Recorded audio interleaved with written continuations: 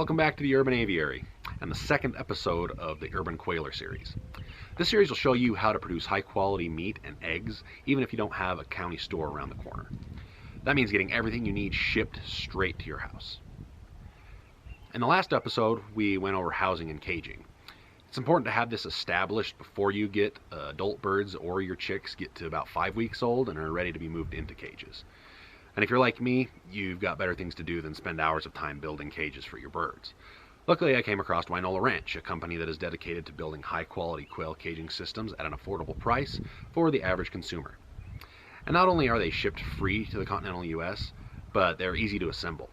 The guys at Quail were kind enough to send me one of these caging systems, so today we will be unboxing and assembling one to show you just how easy it is, as well as give you an up-close look at the quality Quail Ranch puts into their cages. So let's get started. So this particular unit came in 2 boxes because it's a double rack system. I'm very impressed with the lengths they went to make sure the box stayed together. They put these heavy-duty bands on, and there's several heavy-duty staples underneath that strip of tape. The tape itself actually has woven fibers in it as well, which makes it super strong.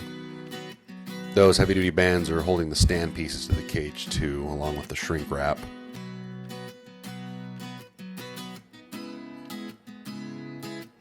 This is really cool what they've done here by labeling all the joints and connections.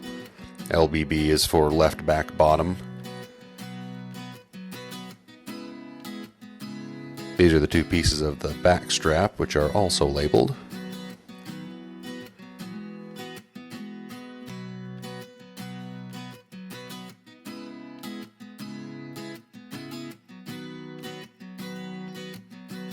And this is the front strap with the corresponding hardware tape to it. And here's just a quick overall look at the cage and at the excrement tray, which is very sturdy, by the way. Here's a quick look at the drinkers. We'll get those plumbed into a reservoir in the next video.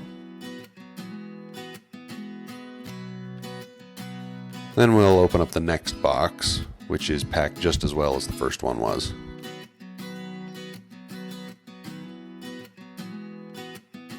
This is where the front strap attaches on one side, and the sticker below is the left front bottom. And here's a list of simple instructions, a key for the acronyms, and a checklist of parts. All you need is a 7mm and 11mm wrench or socket and ratchet, and a Phillips screwdriver. The hardware to attach the cages to the frame are taped to the tray there, as well as some of these leg bands for quail to mark your birds. I also threw in these awesome peacock feathers as well. Here's a look at the floor, which is PVC wire, which will last a lot longer and be much easier on the birds' feet. The 1" by 1/2" is much better on their feet than any other wire pattern. The feeders are made of steel, so they won't rot and crack in the sun over time like the plastic trays on the market will. This feature is awesome. There's a cushion at the bottom of the tray to keep eggs from breaking when they reach that bottom lip. I love that feature. Cages are clearly labeled, so you know which is the upper cage and which is the lower cage.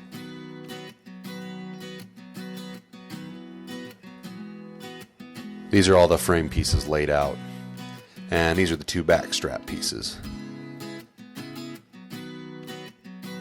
You can see that everything is labeled as to where everything connects. LFB for left front bottom, RBB for right back bottom. These couplings are color coded, so it's easy to see which joints connect. Here is the front strap, which is also conveniently color coded to match with the proper fitment spot.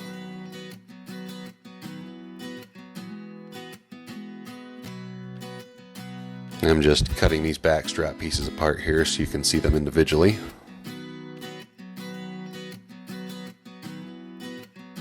Here's a little better look at the connection couplings and the 2 screws that are used to secure it.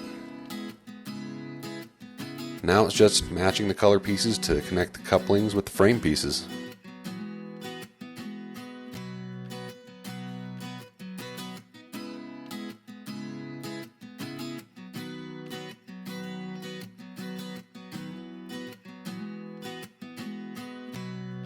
You'll want to loosen up the coupling screws before you start fitting them together though, and don't tighten them down until the very end.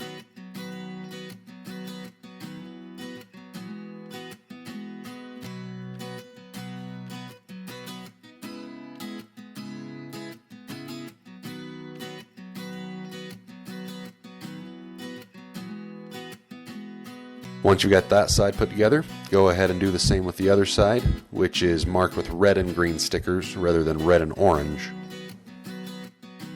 Then take the front strap and the 4 attached screws and attach it to the corresponding frame piece with the same color code where it's labeled front strap. It's a lot easier to get the screw started using a 7mm socket.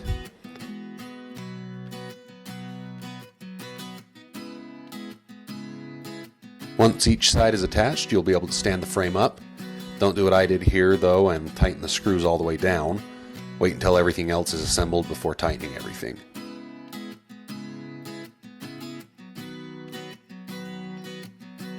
Here's the 2 pieces that create the back strap, so go ahead and get it put together and screw the couplings down tight on this one. These 2 longer screws are the ones you'll need to attach the back strap to the frame.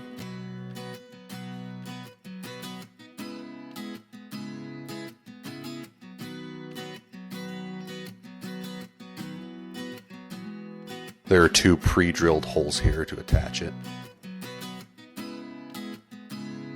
You will then insert cage number 2, which is the bottom cage.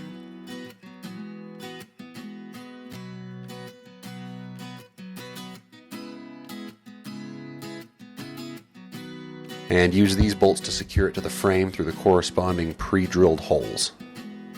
This hole is elongated on each side of the cage to adjust the grade of the slope for the eggs. And these here are the holes on the frame that it will attach to.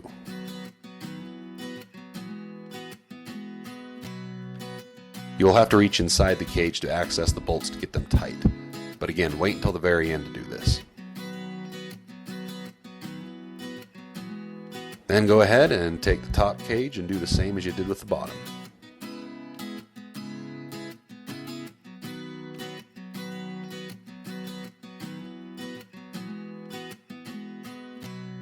Go ahead and install your trays.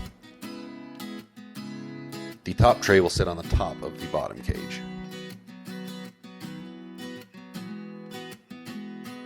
Then you'll be able to put your feeder trays on.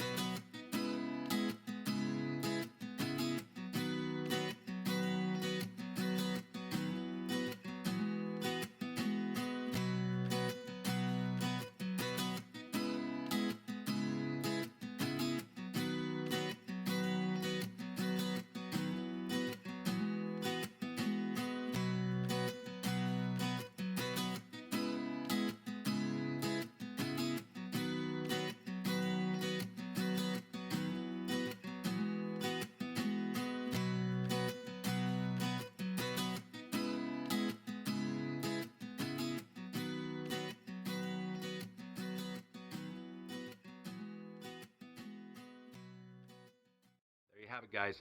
I'm very impressed with Quailer Ranch. The quality they put into their products and packaging is fantastic. Assembly was a breeze. It's a very sturdy unit, and I was really impressed with the coated wire floor. This will hold up for much longer than regular galvanized wire, and the 1/2 inch by 1 inch mesh will be much better on their feet than the 1/2 by 1/2 I've used in my home built cages in the past.